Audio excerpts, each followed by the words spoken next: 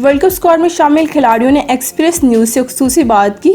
शोएब मलिक का कहना था कि वक्त से बहुत पहले इंग्लैंड जाने का 100% फ़ायदा होगा। हर मैच का प्रेशर होता है। वर्ल्ड कप स्क्वाड में आने पर इंतहाई खुश हूँ। ये मेरा आखिरी वर्ल्ड कप होगा। उम्मीद है कि वर्ल्ड कप में अच्छी कारकर्दगी दिखाऊंगा। तनकीद करने वालों के ज़ाती एजेंडे भी होते हैं। खिलाड़ी पर ऐसा वक्त भी आता है जब वो अपना बेहतरीन नहीं दे सकता, जबकि पाक भारत मैच के लिए जंग का लफ्ज़ ही अच्छा नहीं, प्यार दूरियां ख़त्म करता है। कौमी टीम के ओपनिंग बल्लेबाज फ़खर जमान ने कहा है कि वर्ल्ड कप में टीम का कम्बिनेशन अच्छा है। नए खिलाड़ी भी अच्छी परफॉर्मेंस देंगे। वर्ल्ड कप में हमारे पास तजुर्बाकार खिलाड़ी भी शामिल हैं।